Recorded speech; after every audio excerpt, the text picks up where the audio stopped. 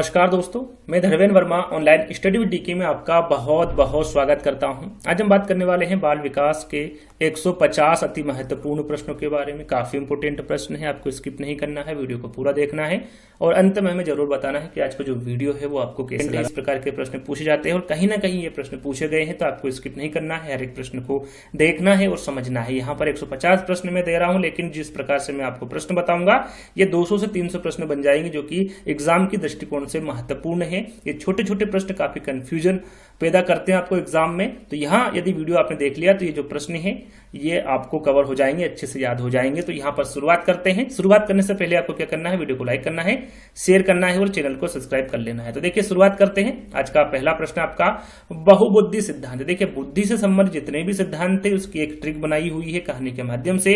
यदि आपने उस वीडियो को नहीं देखा है तो देख लीजिएगा। यहाँ पर जितने भी सिद्धांत दिख रहे हैं ये आसानी से आपको वहां पर याद हो जाएंगे।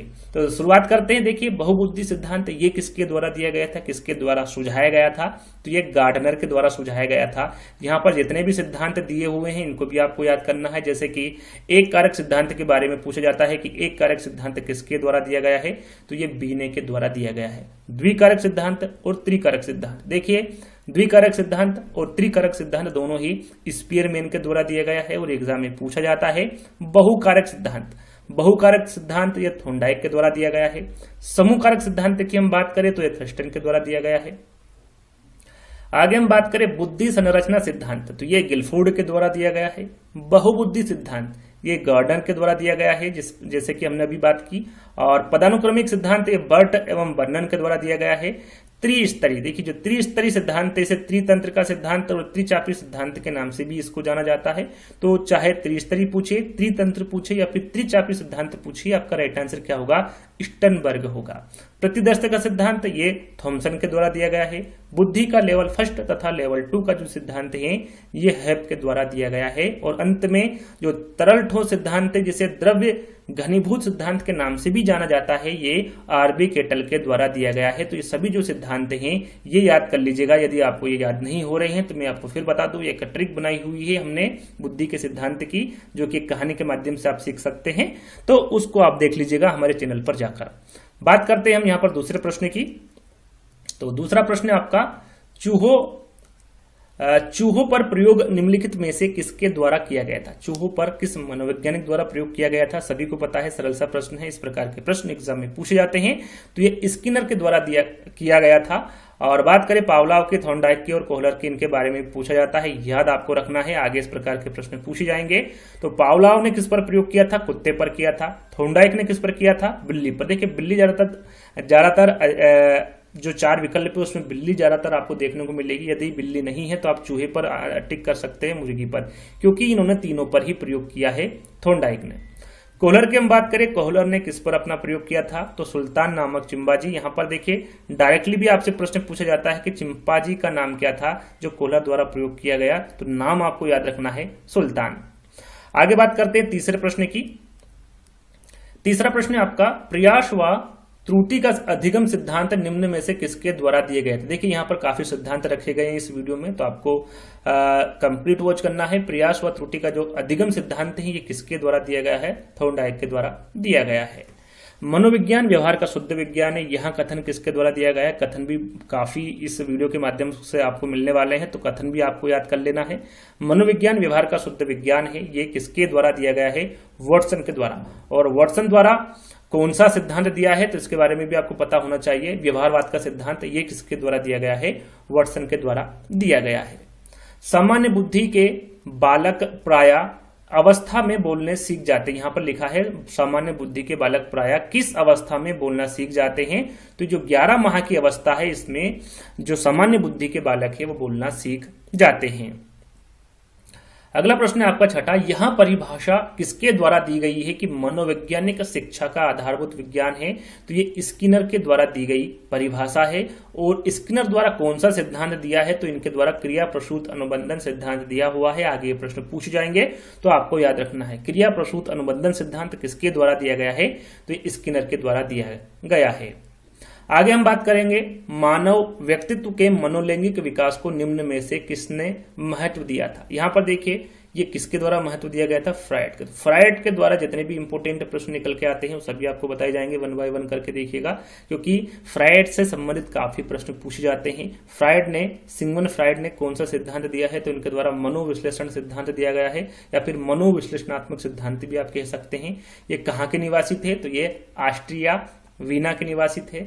इन्होंने मन को समझाने के लिए इन्होंने कितने स्तर बताए मन के? तो याद रखिएगा 3 स्तर पूछा जाता है एग्जाम में। कितने स्तर बताए मन के? सिगमंड फ्रायड ने 3 स्तर बताए हैं। कौन कौन से? आपके सामने हैं। सिगमंड द्वारा कौन कौन से स्तर बताए हैं? चेतन मन बताया है जो कि 10% होता है। भाग में हम डिवाइड करें तो 1/10वां भाग इन्होंने बताया है। दूसरा जो भाग बताया है वो अर्धचेतन मन बताया है। तीसरा जो स्तर है वो अचेतन मन जो कि 90% होता है, जो कि 9/10 भाग होता है। तो आपको ये भाग भी याद कर लेना है साथ में।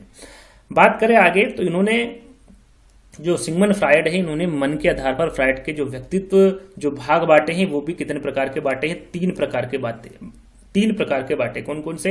End, ego, super ego. Id को हम हिंदी में इदम कहते हैं, ईगो को अहम कहते हैं और सुपर ईगो को पराहम कहते हैं।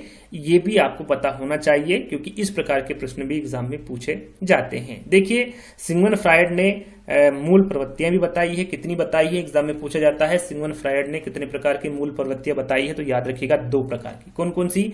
जीवन मूल प्रवृत्ति और दूसरा है मृत्यु मूल प्रवृत्ति। ये इंपोर्टेंट है, वेरी वेरी इंपोर्टेंट है, एग्जाम में पूछा जाता है। फ्रायड ने जो मन की तुलना की है वो किसके द्वारा की गई है? तो बर्फ के द्वारा फ्रायड ने मन की तुलना की है। साथ में उन्होंने अवस्थाएं बताई है फ्रायड ने। तो फ्रायड ने कितनी अवस्थाएं बताई है? 5 अवस्थाएं बताई। कितनी बताई है? 5। देखिए जो भी मैं बता रहा हूं सभी इंपोर्टेंट है, आपको ध्यान रखना है। तो यहां पर पहली अवस्था इन्होंने बताई मौखिक अवस्था। मौखिक अवस्था जन्म से 1 वर्ष तक की होती है। दूसरी बताई गुदावस्था जो कि 2 से 3 वर्ष तक की होती है। लैंगिक अवस्था 4 से 5 वर्ष तक की होती है। सुषुप्त अवस्था 6 से 12 वर्ष तक की होती है और जननी अवस्था ये 12 से 20 वर्ष तक की होती है। अवस्था के साथ साथ आपको यहाँ पर क्रम भी याद कर लेना है क्योंकि क्रम से भी एग्जाम में प्रश्न पूछा जाता है। आगे हम बात करें 8वें प्रश्न की। आपका 8वां प्रश्न है मानसिक आयु प्रत्यय के प्रदाता है। मानसिक आयु के प्रदाता यानी कि जन्मदाता कौन है? तो वो है बीने। मानसिक आयु को सर्वप्रथम किसके द्वारा बताया गया था? किसके द्वारा? तो ये याद रखिएगा बीने साइमन के द्वारा। कब किया गया था यहाँ पर सर्वप्रथम मानसिक आयु शब्द का प्रयोग? तो ये 1905 में किया गया था। यहाँ आगे हम इसके बारे में आपको जानकारी देंगे, संपूर्ण जानकारी देंगे यदि वीडियो को में आप बने रहे तो। 9वां प्रश्न है बुद्धि के कल्चर फेयर टेस्ट के प्रदाता कौन है? यहाँ पर जन्मदाता के बारे में पूछा गया है तो वो कौन होंगे? रेवन होंगे। अगला प्रश्न है विकास जीव और उनके वातावरण की अंतःक्रिया का प्रतिफल जो कथन है ये किसके द्वारा दिया गया है? तो यहाँ पर जो कथन दिया गया है ये स्किनर के द्वारा दिया गया कथन है। पर्यावरण के साथ पूर्ण अनुकूलन का अर्थ मृत्यु है। यहाँ कथन किसके द्वारा दिया गया है? तो जॉन डेवी के द्वारा दिया गया है। इनका कहना है कि पर्यावरण के साथ पूर्ण अनुकूलन का अर्थ क्या है? मृत्यु है। यहाँ जॉन डेवी के द्वारा कहा गया कथन है। आगे हम बात करें 16वीं शताब्दी में मनोविज्ञान था। यहाँ पर देखिए 16, 17, 18 सभी के बारे में जानकारी देंगे। तो 16वीं शताब्दी यदि पूछे तो वहां पर जो मनोविज्ञान था वो आत्मा का विज्ञान था। 17वीं शताब्दी में पूछे तो 17वीं शताब्दी में जो मनोविज्ञान था वो मन का विज्ञान था। 20वीं शताब्दी में पूछे कि 20वीं शताब्दी में मनोविज्ञान क्या था? तो व्यवहार का विज्ञान था। आगे हम बात करेंगे 15वां प्रश्न है माँ बाप के साय से बाहर निकलकर अपने साथी बालकों की संगत को पसंद करना ये कौन सी अवस्था होती है? तो ये पूर्व किशोरावस्था होती है। वहां कौन सी विधि होती है जिसमें पहले उदाहरण दिया जाता है और बाद में नियम बताया जाता है? तो वहां है आगमन विधि। यदि आपसे पूछा जाए कि वहां कौन सी विधि है जिसमें पहले नियम बताए जाते हैं बाद में उदाहरण बताए जाते हैं, तो कौन सी विधि होगी? आपकी निगमन विधि होगी। कौन सी विधि होगी? निगमन विधि होगी। आगे हम बात करें अगला प्रश्न आपका 17वां किस मनोवैज्ञानिक ने सीखने की सामग्री के रूप में निरर्थक शब्दों का प्रयोग किया है? एग्जाम में पूछा जाता है। तो ये है एबिंगहॉस। याद रखिएगा एबिंगहॉस मनोवैज्ञानिक ने सीखने की सामग्री के रूप में निरर्थक शब्दों का प्रयोग किया है। अगला प्रश्न है वॉटसन ने नवजात शिशु में मुख्य रूप से किन संवेगों की बात कही? यहां पर देखिए किसके द्वारा पूछा गया है? वॉटसन के द्वारा। वॉटसन ने नवजात शिशु में मुख्य रूप से किन संवेगों की बात कही है? तो वो है भय, क्रोध और स्नेह। ये तीनों संवेगों की बात कही है और तीनों संवेग के बारे में आपको पता होना चाहिए। आगे हम बात करें क्षेत्र सिद्धांत निम्न में से किस वर्ग का योगदान है, तो याद रखिएगा क्षेत्र सिद्धांत जहां पर आए वहां पर गेस्टाल्टवाद का सिद्धांत आएगा, गेस्टाल्टवाद आएगा। और गेस्टाल्टवाद सिद्धांत में कौन कौन से वैज्ञानिक थे, या फिर कह सकते हैं कि गेस्टाल्टवाद सिद्धांत के प्रवर्तक कौन से, तो वर्दिमर थे, कोफका तथा कोहलर थे। ये किसके अंतर्गत आते हैं, तीनों मनोवैज्ञानिक गेस्टाल्टवाद सिद्धांत के अंतर्गत आते हैं। मनोविज्ञान की प्रथम प्रयोगशाला को किसने स्थापित किया था, तो ये सरल सा प्रश्न है, आप सभी को पता हुआ यदि आप तैयारी कर रहे होंगे काफी समय से, तो ये डब्ल्यू उंट है। इनके द्वारा, डब्ल्यू से विलियम उंट आप कह सकते हैं इनको। और विलियम उंट ने कब किया था, यदि सन पूछे तो आपको 1879 सन याद कर लेना है, कहां पर किया था, तो जर्मनी के लिप्जिग में प्रथम मनोवैज्ञानिक प्रयोगशाला की इन्होंने स्थापना की थी। चलिए आगे बात करते हैं। अगला प्रश्न है आपका, टर्मन के अनुसार 90 से 100 बुद्धि का बालक माना जाता है, कौन सी बुद्धि लब्धि वाला बालक माना जाता है। देखिए टर्मन के अनुसार जो उन्होंने वर्गीकरण किया है बुद्धि लब्धि का, उसकी सारणी दी हुई है, इसको आपको याद कर लेना है। 90 से 100 के बारे में पूछे तो कौन सा बालक होगा, सामान्य बुद्धि का बालक होगा या फिर औसत बुद्धि का बालक भी आप कह सकते हैं। सारणी आप देख लीजिए, इसको एक बार मैं बता देता हूं जिसको याद करना है। ये टर्मन के अनुसार 140 से ऊपर वाला बालक पूछे तो कौन सा बालक होगा, प्रतिभाशाली बुद्धि वाला बालक होगा। 130 से 139 पूछे तो कुशाग्र या फिर अतिश्रेष्ठ बालक होगा। 120 से 129 वाला बालक पूछे तो तीव्र या फिर श्रेष्ठ बुद्धि वाला बालक होगा। 110 से 119 के बारे में पूछे तो औसत से अधिक वाला जो बुद्धि वाला बालक होगा। 90 से 109 सामान्य से या फिर औसत बुद्धि वाला बालक होगा। 80 से 89 की हम बात करें तो ये अल्प बुद्धि वाला या फिर सीमावर्ती बुद्धि वाला बालक होगा। 70 से 79 की हम बात करें तो ये औसत से कम होगा। 50 से 69 के बारे में आपसे पूछे तो मूर्ख वाला बुद्धि वाला जो बालक है वो होगा। 25 से 49 मूढ़ बुद्धि वाला बालक या फिर हीन बुद्धि वाला बालक। और 0 से 24 वाला जो बालक होगा वो महामूढ़ या फिर जड़ बुद्धि वाला बालक होगा। तो ये जो सारणी है इसको भी आपको याद कर लेना है। ये टर्मन के अनुसार जो वर्गीकरण उन्होंने बुद्धि लब्धि का किया है वो सारणी है, तो ये भी जो सारणी है आपको याद कर लेना है। आगे हम बात करें तो देखो सुनो और समझो किस विधि पर आधारित है। जो ये विधि है ये किस विधि पर आधारित है, तो याद रखिएगा ये प्रदर्शन विधि पर आधारित है। किशोरावस्था को तूफान की अवस्था किसके द्वारा कहा गया है, तो ये स्टेनली हॉल के द्वारा कहा गया है। याद रखिएगा इंपोर्टेंट है, किशोरावस्था को तूफान की अवस्था ये स्टेनली हॉल के द्वारा कहा गया है। अगला प्रश्न है, मनोविज्ञान का बंजर काल किस शताब्दी को कहते हैं। यहां पर देखिए मनोविज्ञान को बंजर काल किस शताब्दी को कहते हैं, इस प्रकार का प्रश्न है, ध्यान दीजिएगा। मनोविज्ञान को बंजर काल किस शताब्दी को कहते हैं, तो वो है 18वीं शताब्दी। याद रखिएगा मनोविज्ञान को बंजर काल 18वीं शताब्दी को कहते हैं। सृजनशीलता की पहचान हेतु किसने सृजनात्मक चिंतन परीक्षण का निर्माण किया है, तो ये किसके द्वारा किया गया है, तो ये टोरेंसे के द्वारा किया गया है। अगला प्रश्न है, सामूहिक अचेतन का संप्रत्यय ये किसके द्वारा दिया गया है, तो ये यूंग के द्वारा दिया गया है। सामूहिक अचेतन का संप्रत्यय अंतर्दृष्टि या फिर सूझ द्वारा सीखने के सिद्धांत में कोहलर ने प्रयोग किया था, इसके बारे में आपको बता चुका हूं। वन मानुषों पर किया था और इसका नाम क्या था, इसके बारे में आपको कमेंट्स के माध्यम से बताना है। क्यूज एक प्रश्न आपको दिया हुआ है और प्रश्न लिखकर आपको 27 लिखकर लिखना है कि वन मानुष का नाम क्या था जो कि कोहलर के द्वारा प्रयोग किया गया था। आगे हम बात करें किस विधि में शिक्षण सूत्र का प्रयोग होता है, तो वो है आगमन विधि। आगमन विधि में शिक्षण सूत्र का प्रयोग होता है। अगला प्रश्न है आपका, प्रासंगिक अंतर्बोध परीक्षण जिसको टीएटी के नाम से भी जानते हैं, इसका विकास किया गया था, किसके द्वारा किया गया था, कब किया गया था और कौन कौन से जो प्रक्षेपी विधियां हैं उसके बारे में भी आपको यहां पर बताएंगे। तो सबसे पहले बात कर लेते हैं विकास किसके द्वारा किया गया था, मार्गन तथा मुरे के द्वारा। और कब किया गया था, 1935 में। भारत की हम बात करें तो टीएटी का जो भारतीकरण किसके द्वारा किया गया था, तो याद रखिएगा नाम इंपोर्टेंट है, उमा चौधरी। कौन है, उमा चौधरी। बात करें और भी जो प्रक्षेपी विधियां हैं जो कि इंपोर्टेंट है, बाल संप्रत्यय बोध परीक्षण जिसे सीएटी के नाम से भी जाना जाता है, इसको किसके द्वारा विकास किया गया था, तो ये लियोपोल्ड बेलक के द्वारा इसका विकास किया गया था। स्याही धब्बा परीक्षण, देखिए जो स्याही धब्बा परीक्षण है इसे आईबीटी के नाम से जानते हैं और इसका विकास किसके द्वारा किया गया था, हरमन रोसा के द्वारा किया गया था। वाक्य पूर्ति परीक्षण, वाक्य पूर्ति परीक्षण जिसे एससीटी के नाम से जाना जाता है, इसका विकास किसके द्वारा किया गया था, तो वाइनवार्ड टेडलर के द्वारा किया गया था। तो ये जितनी भी प्रक्षेपी विधि मैंने आपको बताई है इनको याद कर लेना है। आगे हम बात करें तो अगला प्रश्न आपका डिसलेक्सिया संबंधित है। जो डिसलेक्सिया है ये किससे संबंधित है, काफी इंपोर्टेंट है, एग्जाम में पूछा जाता है।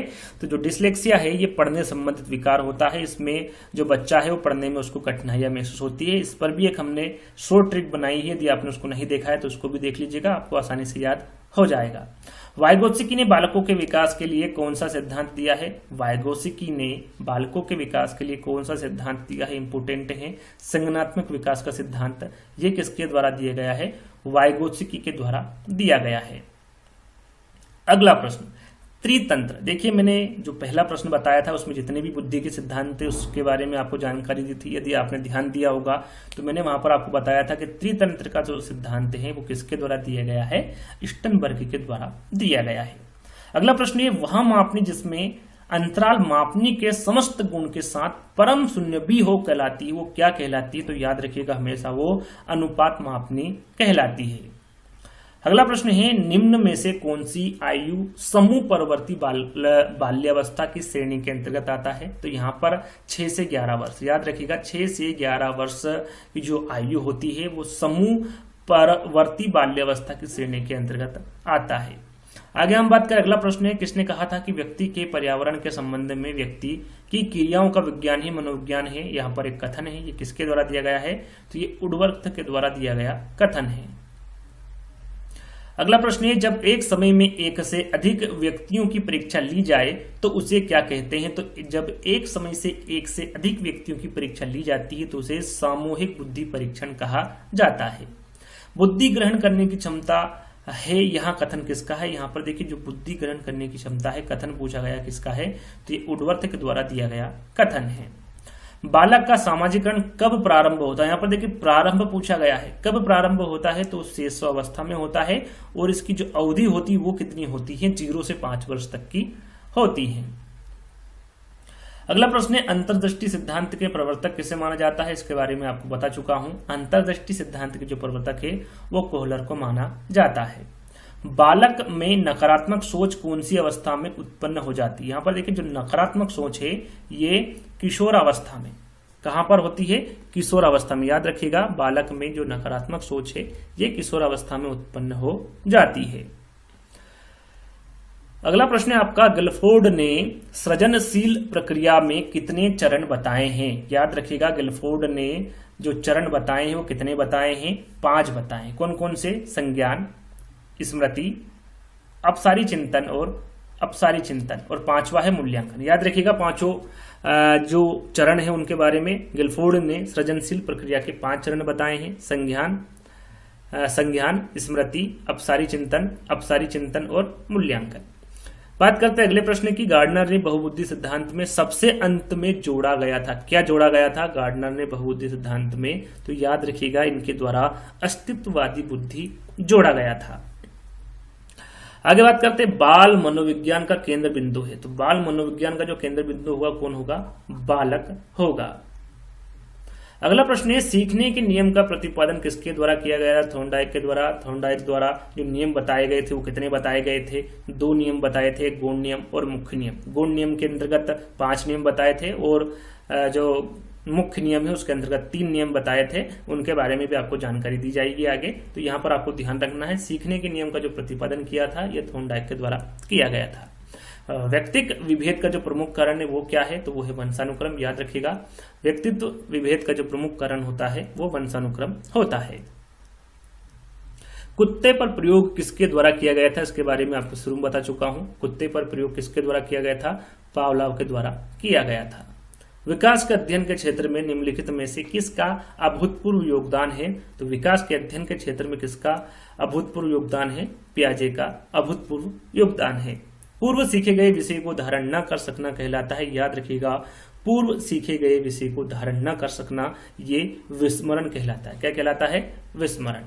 ईड, ईगो, सुपर ईगो की अवधारणा किसके द्वारा दी गई? तो इसको मैंने आपको समझा दिया। फ्राइड से संबंधित जितने भी प्रश्न बन रहे थे तो सिगमंड फ्राइड द्वारा ईड, ईगो, सुपर ईगो की अवधारणा दी गई। अन्वेषण विधि के जनक के बारे में पूछे तो आर्मस्ट्रांग इंपोर्टेंट है। अन्वेषण विधि के जनक आर्मस्ट्रांग को माना जाता है। अगला प्रश्न है, थॉर्नडाइक ने प्रयास व भूल सिद्धांत का प्रतिपादन का प्रयोग किस जीव पर किया था? तो इसके बारे में आपको बता चुका हूं, बिल्ली पर किया था। पढ़ाने की सबसे अच्छी विधि के बारे में पूछे तो कौन सी है? वो प्रोजेक्ट विधि। पढ़ाने की जो सबसे अच्छी विधि होगी वो प्रोजेक्ट विधि होगी। बालक के रक्त समूह में कौन सा कारक प्रभावित करता है? तो अनुवांशिकता। बालक के रक्त समूह को अनुवांशिकता कारक प्रभावित करता है। संवेग प्रक्रिया से जनित उप संवेग का किसी अन्य पर प्रदर्शन कहलाता है। क्या कहलाता है? तो वो विस्थापन कहलाता है। आगे हम बात करेंगे 55वां प्रश्न है आपका, लिखावट से संबंधित लिखने की योग्यता में कमी किसका एक लक्षण है? तो याद रखिएगा, जहां पर लिखावट से संबंधित लिखने की योग्यता के बारे में पूछे तो वो कौन सा कारक होगा? तो वो डिस्ग्राफिया होगा। पूर्व विषय वस्तु को याददाश्त के रूप में संचित रखने की क्षमता कहलाती है, तो वो क्या कहलाती है? स्मृति कहलाती है। अगला प्रश्न है, मैस्लो द्वारा मनुष्य की कितनी आवश्यकताओं को चिन्हित किया गया है? यहां पर आप देख सकते हैं कितनी आवश्यकताओं को चिन्हित किया गया है। 5 आवश्यकताओं को चिन्हित किया गया है। एक पिरामिड इनके द्वारा बताया गया था और पिरामिड में ये जो 5 आवश्यकताएं हैं ये लिखी गई थी, जिसमें शारीरिक एवं दैहिक अभिप्रेरणा है, सुरक्षा की आवश्यकता है, संबंध एवं स्नेह की आवश्यकता है, सम्मान की आवश्यकता है और आत्मसिद्धि की आवश्यकता है। ये 5 प्रकार की इन्होंने आवश्यकताओं को चिन्हित किया था, जिसके बारे में आपको जानकारी होना चाहिए। आगे हम बात करेंगे, अगला प्रश्न है आपका, वंशानुक्रम व्यक्ति की जन्मजात विशेषताओं का पूर्ण योग है। यहां कथन किसके द्वारा दिया गया है? तो ये B.N. झा के द्वारा दिया गया कथन है। मनोवैज्ञानिक स्पीयरमैन के अनुसार बुद्धि संरचना कितने कारकों से मिलकर बनी है? तो यहां पर देखिए द्विकारक सिद्धांत या फिर त्रिकारक सिद्धांत के बारे में जिक्र नहीं किया है, तो यहां पर आपको लगाना है 2। कितना लगाना है? 2। कौन कौन सी? देखिए इस सिद्धांत को कहते हैं द्विकारक सिद्धांत, जिसमें इन्होंने पहला कारक बताया था सामान्य कारक और दूसरा बताया था विशिष्ट कारक। इसको इन्होंने संशोधित किया था और संशोधित करके इन्होंने त्रिकारक सिद्धांत का निर्माण किया था और उसमें जो एक कारक जोड़ा गया था वो समूह कारक को जोड़ा गया था। तो याद रखिएगा 2 कारक आपको बताना है। यदि सीधा सीधा पूछे कि मनोवैज्ञानिक स्पीयरमैन के अनुसार बुद्धि संरचना कितने कारकों से मिलकर बनी है, तो 2 कारक, सामान्य कारक और विशिष्ट कारक, जैसे जी और एस से इसको दर्शाया गया है। और तीसरा कारक जो इन्होंने जोड़ा है, जो त्रिकारक सिद्धांत में जोड़ा है, वो समूह कारक है। आगे हम बात करेंगे, अगला प्रश्न है आपका, साइकोलॉजी किस प्राचीन भाषा का शब्द है? तो याद रखिएगा ये जो साइकोलॉजी है ये ग्रीक भाषा का शब्द है। बाल मनोविज्ञान की वह शाखा है जिसमें जन्म से परिपक्वता तक मानव का अध्ययन है। यहाँ पर जो कथन है ये किसके द्वारा कहा गया है? तो यहाँ पर जो कथन है ये जेम्स ड्राइवर के द्वारा किया गया है। जेम्स ड्राइवर के द्वारा कहा गया कथन है। अगला प्रश्न है आपका, रॉबर्ट गेने के अनुसार अधिगम का सबसे निम्न स्तर कौन सा? यहाँ पर देखिए सबसे निम्न स्तर पूछा गया है, सबसे उच्चतम स्तर भी पूछा जाता है, उसके बारे में आगे जानकारी देंगे। तो यहाँ पर सबसे निम्न स्तर पूछा गया है, तो वो कौन सा है? संकेत अधिगम। रॉबर्ट गेने ने अधिगम के कितने स्तर बताए हैं? तो याद रखिएगा अधिगम के इन्होंने कितने स्तर या फिर कितने प्रकार बताए हैं? 8। याद रखिएगा सबसे निम्न स्तर कौन सा होगा? संकेत अधिगम होगा। यहाँ पर आपको सीरियल से याद कर लेना है। पहला है संकेत अधिगम, दूसरा है उद्दीपन अनुक्रिया अधिगम, तीसरा है श्रृंखला अधिगम, चौथा है शाब्दिक साहचर्य अधिगम, 5वां है विभेदी अधिगम, 6ठा है प्रत्यय अधिगम, 7वां है अधिनियम या सिद्धांत अधिनियम और 8वां है समस्या समाधान अधिनियम, जो कि सबसे उच्चतम जो स्तर होगा वो समस्या समाधान अधिगम ही होगा। आप यहाँ पर आगे देख सकते हैं कि रॉबर्ट गेने के अनुसार अधिगम का जो सबसे उच्च स्तर बताया गया है वो सब समस्या समाधान अधिगम को बताया गया है। आगे हम बात करें, अगला प्रश्न है आपका, बीने साइमन परीक्षण द्वारा मापन किया जाता है। किसका मापन किया जाता है? बीने साइमन परीक्षण द्वारा तो विशिष्ट बुद्धि का मापन किया जाता है। अगला प्रश्न है, कौन सी ग्रंथि बालक की हड्डियों के विकास में सहायक होती है? तो वो पिट्यूटरी ग्रंथि। याद रखिएगा पिट्यूटरी जो ग्रंथि है ये बालक की हड्डियों के विकास में सहायक होती है। जोन डीवी द्वारा समर्पित लेब विद्यालय ही कहा, कौन सी विद्यालय है? तो ये प्रगतिशील विद्यालय ही। इंपॉर्टेंट प्रश्न है, ध्यान दीजिएगा। जो बच्चे स्वयं से मौखिक संवाद करते हैं उन्हें लेब वाइगोत्स्की क्या कहते हैं? तो उसे व्यक्तिगत वार्ता कहते हैं। जो बच्चे स्वयं से मौखिक संवाद करते हैं उसे व्यक्तिगत वार्ता कहते हैं वाइगोत्स्की। अगला प्रश्न है आपका, मिनीसोटा बहुपक्षी व्यक्तित्व सूची का जो निर्माण है ये सर्वप्रथम किसके द्वारा किया गया था? तो याद रखिएगा, सर्वप्रथम पूछे तो हाथवे एवं मैकिंगले के द्वारा मिनीसोटा बहुपक्षी व्यक्तित्व सूची का निर्माण किया गया था। किसने कहा व्यवहार के सभी पक्ष मापन किया जा सकता है? किसने कहा व्यवहार के जो सभी पक्ष है इसका मापन किया जा सकता है? तो ये वाटसन द्वारा कहा गया। अल्फ्रेड बिने ने बुद्धि को कितने भागों में बांटा है? तो अल्फ्रेड बिने के बारे में पूछा गया है, तो याद रखिएगा इन्होंने 3 भागों में बांटा है अल्फ्रेड बिने ने बुद्धि को। कौन कौन से भाग हैं वो? मंद बुद्धि, कुशाग्र बुद्धि और औसत बुद्धि। यहाँ पर ये तीनों के बारे में आपको जानकारी होना चाहिए कि अल्फ्रेड बिने द्वारा जो बुद्धि के 3 भाग है वो कौन कौन से बताए हैं? मंद बुद्धि, कुशाग्र बुद्धि और औसत बुद्धि। अगला प्रश्न है, मनोविज्ञान शब्द का जो प्रयोग है वो सबसे पहले किसके द्वारा किया गया? यहाँ पर देखिए ध्यान दीजिएगा, यहाँ पर समझाने की मैंने कोशिश की है ताकि आप अच्छे से समझ सके। यहाँ पर मनोविज्ञान शब्द का प्रयोग सबसे पहले पूछा गया है, तो यहाँ पर रोडोल्फ गोयकर। यहाँ पर मनोविज्ञान के जनक के बारे में नहीं पूछा गया है, मनोविज्ञान शब्द का प्रयोग सबसे पहले पूछा गया है तो वो है रोडोल्फ गोयलकर। यदि मनोविज्ञान के जनक पूछे तो वो कौन होंगे? विलियम जेम्स होंगे। और प्रथम शैक्षिक मनोवैज्ञानिक कौन होंगे? तो वो आपके थॉर्नडाइक होंगे। कौन होंगे? थॉर्नडाइक। और शिक्षा में मनोवैज्ञानिक दृष्टिकोण का सूत्रपात किसके द्वारा किया गया था? तो रूसो के द्वारा किया गया था। ये जो यहाँ पर आपको 3 जो तथ्य दे रखे हैं उनको आपको याद कर लेना, काफी इंपोर्टेंट है। मनोविज्ञान शब्द का प्रयोग सबसे पहले रोडोल्फ गोयलकर के द्वारा किया गया था। जनक कौन है मनोविज्ञान के? विलियम जेम्स है। प्रथम शैक्षिक मनोवैज्ञानिक कौन है? थॉर्नडाइक है। और शिक्षा में मनोवैज्ञानिक दृष्टिकोण का सूत्रपात किसके द्वारा किया गया था? तो रूसो के द्वारा किया गया था। विकास की प्रवृत्ति होती है किस प्रकार की होती है? तो याद रखिएगा ये गुणात्मक होती है। आगे हम बात करें मनोविज्ञान की जननी किसे कहते हैं? तो मनोविज्ञान की जो जननी है ये दर्शन शास्त्र को कहते हैं। बुद्धि ज्ञान अर्जन करने की क्षमता है, ये किसके द्वारा कहा गया? तो ये उनरो के द्वारा कहा गया। बुद्धि के शक्ति मनोवैज्ञानिक के प्रतिपादक किसको कहा जाता है? तो यह रीड को कहा जाता है। याद रखिएगा, इंपोर्टेंट प्रश्न है। बाल विकास को पहले किस नाम से जाना जाता था? तो याद रखिएगा ये बाल मनोविज्ञान के नाम से जाना जाता था।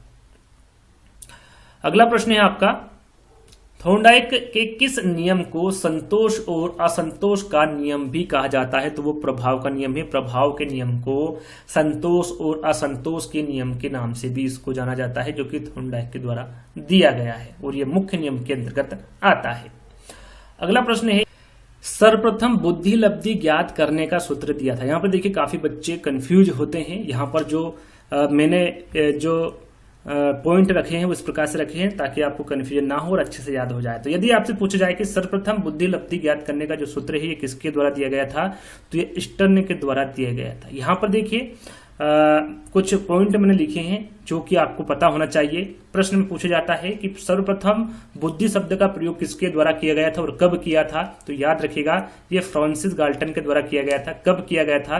1885 में। याद रखिएगा 1885 में सर्वप्रथम इंग्लैंड के फ्रांसिस गाल्टन ने बुद्धि शब्द का प्रयोग किया था। यहाँ पर पूछा जाता है कि मानसिक परीक्षण शब्द का प्रयोग किसके द्वारा किया गया था? तो याद रखिएगा ये केटल के द्वारा किया गया था। कब किया गया था? 1890 में। यहाँ पर जो पहला बुद्धि परीक्षण है बिने साइमन बुद्धि परीक्षण, ये कब तैयार किया गया था? सबसे पहले तो याद रखिएगा सन 1905 में किया गया था। और यहाँ पर मानसिक आयु शब्द का प्रयोग सर्वप्रथम किसके द्वारा किया गया था? ये एग्जाम में पूछा जाता है, तो याद रखिएगा ये अल्फ्रेड बिने ने किया था। कब किया गया था? 1908 में। जैसा कि मैंने जो प्रश्न पढ़ा 78 वाला कि सर्वप्रथम बुद्धि लब्धि का जो सूत्र है किसके द्वारा दिया गया था? तो याद रखिएगा स्टर्न के द्वारा दिया गया था, विलियम स्टर्न के। साथ में कुहलमान भी यदि विकल्प में दे तो भी आपका सही आंसर होगा।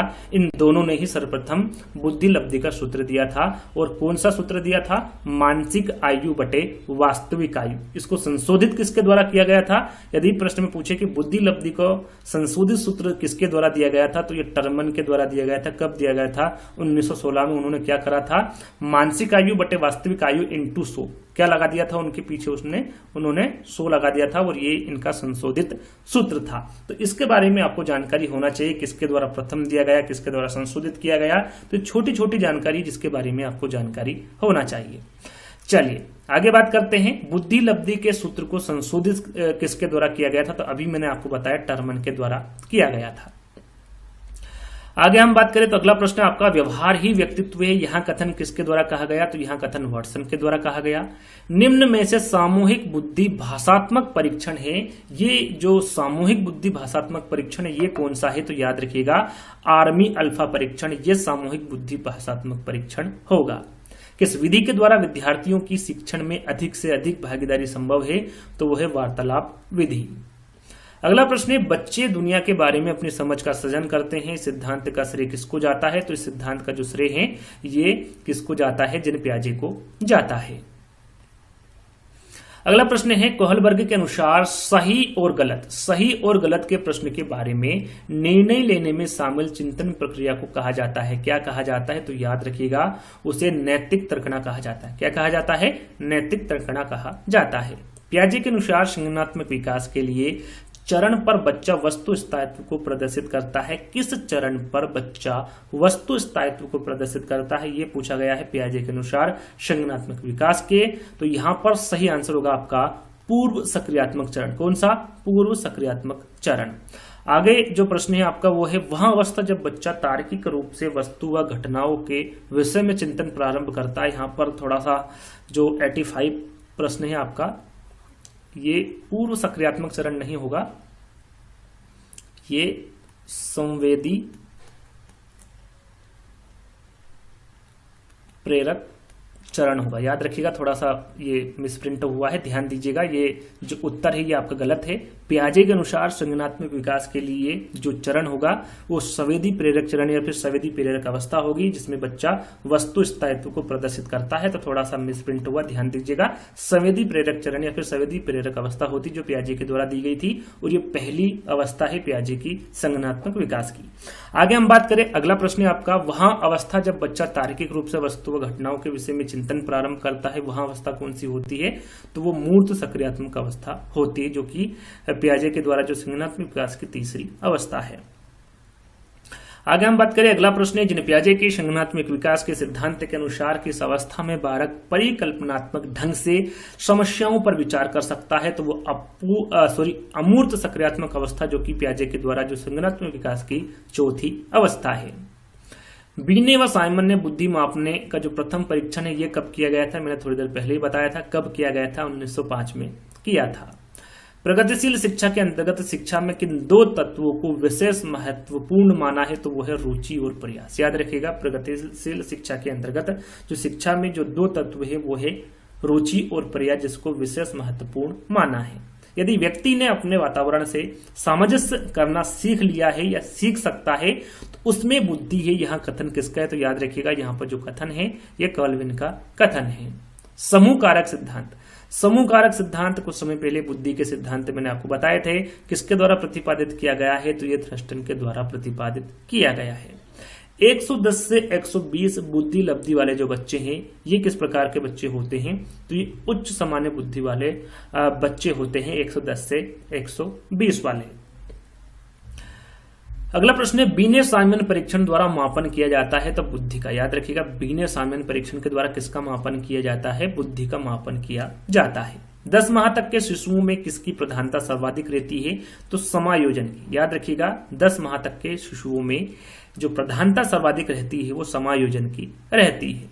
आधुनिक शैक्षिक दृष्टिकोण से अधिगम अनुभवों की सफलता किस पर निर्भर करती है, तो याद रखिएगा आधुनिक शैक्षिक दृष्टिकोण से जो अधिगम अनुभवों की सफलता निर्भर करती है वो सीखने वाले छात्र की तत्परता पर करती है। किसी कार्य को सीखने में बालक को दिए जाने वाले पुरस्कार का उस पर क्या प्रभाव पड़ता है, बालक उस कार्य को जल्दी सीखता है। यदि किसी कार्य के सीखने में बालक को यदि हम पुरस्कार देते हैं तो उसका प्रभाव क्या पड़ेगा कि बालक उस कार्य को जल्दी सीख जाएगा।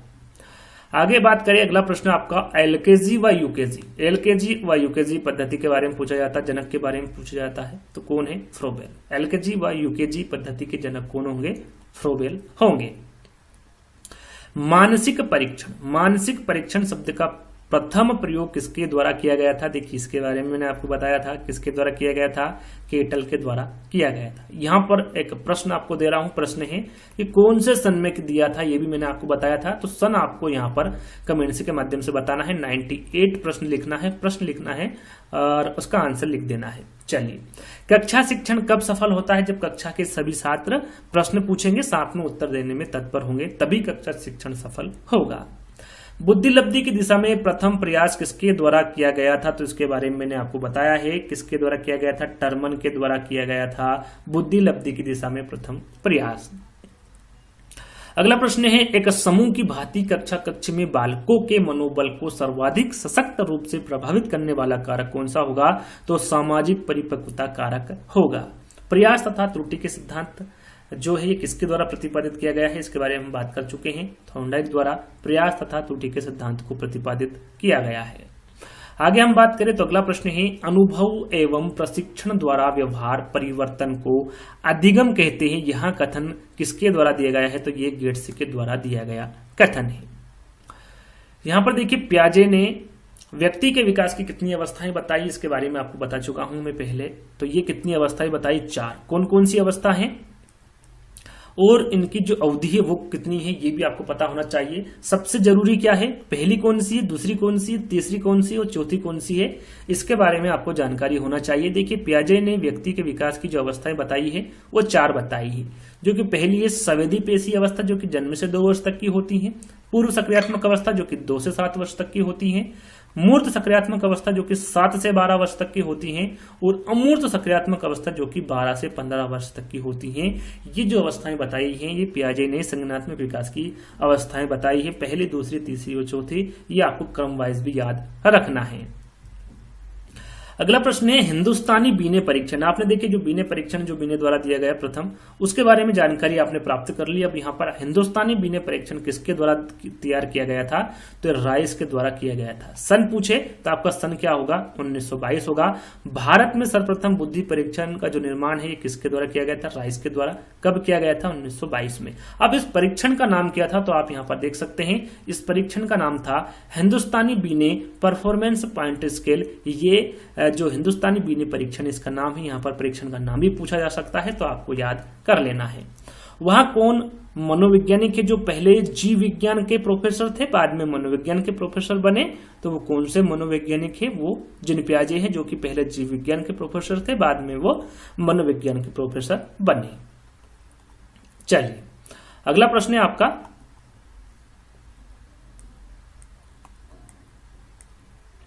सतत एवं व्यापक मूल्यांकन होता है। सतत एवं व्यापक जो मूल्यांकन होता है, ये विद्यार्थी केंद्रित होता है। कैसा होता है? विद्यार्थी केंद्रित होता है। प्रेक्षणात्मक अधिगम संप्रत्यय दिया गया था। प्रेक्षणात्मक जो अधिगम संप्रत्यय, ये किसके द्वारा दिया गया था? तो ये बंडोरा के द्वारा दिया गया था। अगला प्रश्न है, बच्चे फिल्मों में दिखाए गए हिंसात्मक व्यवहार को सीख सकते हैं। यह निष्कर्ष किस मनोवैज्ञानिक द्वारा किए गए कार्य पर आधारित हो सकता है? तो याद रखिएगा, इंपोर्टेंट है, अल्बर्ट बंडूरा। बच्चे फिल्मों में दिखाए गए हिंसात्मक व्यवहार को सीख सकते हैं, ये अल्बर्ट बंडूरा मनोवैज्ञानिक द्वारा किए गए कार्य पर आधारित हो सकता है।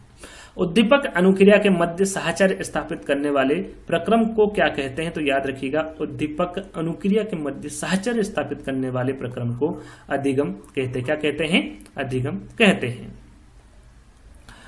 अगला प्रश्न है, व्यक्ति द्वारा जब किसी वस्तु को देखकर या स्पर्श पर ज्ञान प्राप्त किया जाता है तो वहां सीखना कहलाता है। वो सीखना क्या कहलाता है? तो याद रखिएगा, वहां सीखना प्रत्यक्षात्मक सीखना कहलाता है। बालक के सांविक के विकास के लिए किनका सहयोग सर्वाधिक अनिवार्य है? तो याद रखिएगा, बालक के सांविक विकास के लिए उसके वंशानुक्रम एवं वातावरण का जो सहयोग है वो सर्वाधिक अनिवार्य है।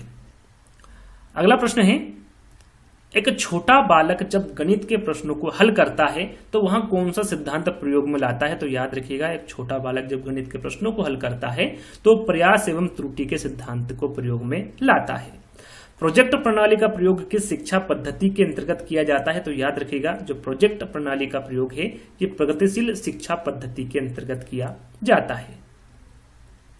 अगला प्रश्न है, तार्किक गणितीय बुद्धि संबंधी है। तो ये जो तार्किक गणितीय बुद्धि संबंधित है किससे है? तो ये बहुबुद्धि सिद्धांत से संबंधित है। मानवतावादी अधिगम सिद्धांत ये किसके द्वारा दिया गया है? ये मैस्लो के द्वारा दिया गया है। इसे व्यवहारवाद के सिद्धांत के नाम से भी जाना जाता है। तो याद रखिएगा, ये किसके द्वारा दिया गया है? मैस्लो के द्वारा दिया गया है। अगला प्रश्न है, श्रव्य शिक्षण सहायक सामग्री का उपयोग निम्न में से किसके लिए किया जाता है? श्रव्य शिक्षण सहायक सामग्री का उपयोग जो है ये बच्चों के लेखन को सुधारने हेतु किया जाता है। जब शिक्षक श्रव्य शिक्षण सहायक सामग्री का प्रयोग करेगा, बच्चे लिखेंगे तो क्या होगा, उनकी जो लेखन संबंधी है जो त्रुटियां हैं वो सुधार सकेंगे, यानी कि बच्चों के लेखन को सुधारने हेतु श्रव्य शिक्षण सहायक सामग्री का उपयोग किया जाता है। किस अवस्था में सबसे अधिक वृद्धि होती है? तो वो शेषावस्था। इंपोर्टेंट IMP, ध्यान दीजिएगा। किस अवस्था में सबसे अधिक वृद्धि होती है? तो वो है शेषावस्था। विकास की किस अवस्था में बालक की खेल कूद संबंधी रुचि का अधिकतम विकास होता है? तो वह है पूर्व किशोरावस्था। इस प्रश्न पर भी ध्यान देना है। विकास की किस अवस्था में बालकों की खेलकूद संबंधी रुचि का अधिकतम विकास होता है? तो वह है पूर्व किशोरावस्था। सबसे अधिक गहन और जटिल समाजीकरण कौन सी अवस्था में होता है? तो वो है किशोरावस्था के दौरान। जो तीनों प्रश्न 118, 119, 120 तीनों ही इंपोर्टेंट हैं। सबसे अधिक गहन और जटिल समाजीकरण जो अवस्था होती है वो किशोरावस्था के दौरान होती है। अधिगम अंतरण कितने प्रकार के होते हैं? यहाँ पर देखिए जो अधिगम अंतरण है ये कितने प्रकार के होते हैं? तो ध्यान दीजिएगा 3 प्रकार के होते हैं। कितने प्रकार के? 3 प्रकार के। पहला है धनात्मक अंतरण, दूसरा है शून्य अंतरण और तीसरा है ऋणात्मक अंतरण। तीनों के बारे में आपको जानकारी होना चाहिए। अधिगम अंतरण 3 प्रकार के होते हैं, धनात्मक, शून्यम और ऋणात्मक। चलिए अगला प्रश्न है, कोहलबर्ग के अनुसार नैतिक विकास में पहला चरण क्या है? देखिए पहला चरण पूछा गया है कोहलबर्ग के अनुसार नैतिक विकास का। तो जो पहला चरण है वो पूर्व परंपरागत नैतिकता जो चरण है ये पहला चरण होगा कोहलबर्ग के अनुसार नैतिक विकास में। कौशल सीखने की पहली अवस्था यदि पूछे तो वह अनुकरण है। याद रखिएगा कौशल सीखने की जो पहली अवस्था होगी वो अनुकरण होगी। आत्म केंद्रित व्यक्ति होता है, तो जो आत्म केंद्रित व्यक्ति होता है वो अंतर्मुखी होता है। कौन सा होता है? अंतर्मुखी होता है। फ्रायड ने किस पद का उपयोग मन की संरचना की अपने सिद्धांत का वर्णन करने के लिए किया है? तो वह है चेतना। याद रखिएगा फ्रायड ने चेतना पद का उपयोग मन की संरचना की अपने सिद्धांत का वर्णन किया है। आगे बात करें स्व केंद्रित अवस्था। जो स्व केंद्रित अवस्था इसके बारे में पूछा जाता है तो याद रखिएगा जो स्व केंद्रित अवस्था होती है वो 3 से 6 वर्ष तक की होती है। बुद्धि एवं सृजनात्मकता में किस प्रकार का सहसंबंध पाया जाता है? तो बुद्धि एवं सृजनात्मकता में जो धनात्मक है बुद्धि एवं सृजनात्मकता में किस प्रकार का सहसंबंध पाया जाता है? तो वो धनात्मक पाया जाता है। आगे हम बात करें तो अगला प्रश्न है आपका धनात्मक अंतरण। जैसा कि अभी आपको बताया था कितने प्रकार के अंतरण होते हैं? 3 प्रकार के। अब यहाँ पर धनात्मक अंतरण कितने प्रकार के होते हैं? तो याद रखिएगा ये 3 प्रकार के होते हैं। कितने प्रकार के होते हैं? 3। पहला होता है क्षैतिज समांतरण, दूसरा होता है उधर्ज जो कि लंबवत भी कहते हैं, और तीसरा होता है द्विपार्श्विक। ये 3 प्रकार के धनात्मक अंतरण होते हैं। अगला प्रश्न है औपचारिक शिक्षा किसे कहते हैं? औपचारिक शिक्षा के बारे में आपने सुना होगा। किसे कहते हैं? जो स्कूलों में दी जाती है, साथ में जो संस्था में दी जाने वाली जो शिक्षा होती है उसे औपचारिक शिक्षा कहते हैं। और ये किस उम्र तक होती है? औपचारिक शिक्षा प्रारंभ होने की उम्र क्या है? तो 6 वर्ष तक की होती है। कितने वर्ष तक की? 6 वर्ष तक की। एक अनौपचारिक शिक्षा होती है जो कि स्कूल से पहले वाली जो शिक्षा होती है उसे अनौपचारिक शिक्षा कहते हैं, जो कि हमारी जो आंगनबाड़ी वगैरह होती है उसमें दी जाती है। आगे हम बात करेंगे। तो 6 वर्ष यहाँ पर आपका राइट आंसर होगा। आनुवंशिकता को रिक्त स्थान सामाजिक संरचना माना जाता है, तो आनुवंशिकता को स्थिर सामाजिक संरचना माना जाता है। डिस्ग्राफिया मुख्यतः किस कठिनाई से जुड़ा है? तो लिखने संबंधी। जहां पर लिखने संबंधी कठिनाइयां होगी वहां पर क्या होगा? डिस्ग्राफिया होगा। 2 बालकों में समान मानसिक योग्यता नहीं है, यहाँ कथन किसका है? हरलॉक का। यहाँ पर 2 बालकों में समान मानसिक योग्यता नहीं होती है, यहाँ कथन किसका होगा? हरलॉक का होगा। 20वीं शताब्दी को बालक की शताब्दी कहा जाता है। यहाँ परिभाषा किसके द्वारा दी गई है? तो यहाँ परिभाषा क्रो एंड क्रो के द्वारा दी गई परिभाषा है। परीक्षा में तनाव निष्पत्ति को प्रभावित करता है, यह तथ्य किस प्रकार के संबंध को स्पष्ट करता है? तो ये संज्ञान भावना के संबंध को स्पष्ट करता है। प्याजे मुख्यतः रिक्त स्थान क्षेत्र में योगदान के लिए माने जाते हैं। सभी को पता है ये जो प्याजे हैं ये मुख्यतः ज्ञानात्मक विकास क्षेत्र में योगदान के लिए माने जाते हैं। पुनर्बलन का सिद्धांत किसके द्वारा दिया गया है? तो याद रखिएगा जो पुनर्बलन का सिद्धांत है ये C.H. हल के द्वारा दिया गया है। जैसा कि मैंने आपको थोड़ी देर पहले बताया था कि अनौपचारिक शिक्षा किसे कहते हैं, जो आंगनवाड़ी में दी जाने वाली शिक्षा होती है, घर में दी जाने वाली शिक्षा होती है। जो औपचारिक शिक्षा से पहले वाली जो शिक्षा होती है उसे ही अनौपचारिक शिक्षा कहते हैं, जो कि आंगनवाड़ी के द्वारा दी जाने वाली शिक्षा होती है। और जो घर में जो दी जाने वाली शिक्षा होती है उसे अनौपचारिक शिक्षा कहते हैं। और बालक कितने माह में अपने माता पिता को पहचानने लगता है, तो 3 माह में। बालक 3 माह में अपने माता पिता को पहचानने लगता है। चिंतन तथा तर्क का उद्देश्य क्या होता है, तो चिंतन तथा तर्क का जो उद्देश्य होता है वो समस्या का समाधान करना होता है। मापन किए जाने वाला व्यक्तित्व का प्रत्येक पहलू व्यक्तिक भिन्नता का अंश है। यहाँ कथन किसका है, तो यहाँ कथन किसका होगा, स्किनर का होगा। बौद्धिक शब्द किससे बना है, तो जो बौद्धिक शब्द है ये किससे बना होगा, बुद्धि से बना होगा। बालक के विकास की प्रक्रिया एवं विकास की जो शुरुआत है ये कब होती है, तो याद रखिएगा बहिर्मुखी व्यक्तित्व में होती है। बालक के विकास की प्रक्रिया एवं विकास की शुरुआत बहिर्मुखी व्यक्तित्व में होती है। मानव शरीर का आकार किस ग्रंथि की सक्रियता से बढ़ता है, तो वह पीनियल ग्रंथि। मानव शरीर का आकार जो पीनियल ग्रंथि है इसकी सक्रियता से बढ़ता है।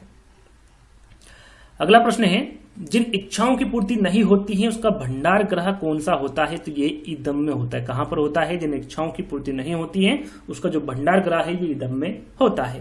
आप मुझे बालक दीजिए, आप उसे जैसा बनाना चाहते हैं मैं उसे वैसा ही बना दूंगा। ये इंपोर्टेंट कथन है और ये किसके द्वारा दिया गया है, वाटसन के द्वारा दिया गया कथन है। बहु प्रतिक्रिया का सिद्धांत ये किसके द्वारा दिया गया है, तो ये थॉर्नडाइक के द्वारा दिया गया है। उलझन की अवस्था कौन सी होती है, तो ये जो उलझन की अवस्था है ये पूर्व किशोरावस्था होती है। छदम या फिर मिथ्या परिपक्वता का काल होता है, कौन सा होती है, सॉरी जो अवस्था है उसके बारे में पूछा गया है, तो वह अवस्था उत्तर बाल्यावस्था है। और छदम या फिर मिथ्या परिपक्वता का काल किसके द्वारा कहा गया है, तो ये रास के द्वारा कहा गया है। और वो अवस्था कौन सी होती है, उत्तर बाल्यावस्था होती है। अगला और अंतिम प्रश्न, जैसा कि मैंने आपको बताया था, टोटल आपको यहाँ पर 150 प्रश्न मिलने वाले हैं। शिक्षा में प्रयोजनवाद की विचारधारा का प्रवर्तक कौन था, तो वो विलियम जेम्स है। याद रखिएगा, इंपोर्टेंट प्रश्न है। शिक्षा में प्रयोजनवाद की विचारधारा के जो प्रवर्तक होंगे वो विलियम जेम्स होंगे। और यहीं पर आपके जो 150 प्रश्न है वो समाप्त होते हैं। यदि आपको वीडियो अच्छा लगा है तो लाइक करना है, शेयर करना है और चैनल को सब्सक्राइब कर लेना है। यदि और भी ऐसे इंटरेस्टिंग वीडियो चाहिए तो आप कमेंट्स के माध्यम से बता सकते हैं। तो जल्द ही दोस्तों एक नई वीडियो के माध्यम से मिलेंगे, जब तक के लिए धन्यवाद।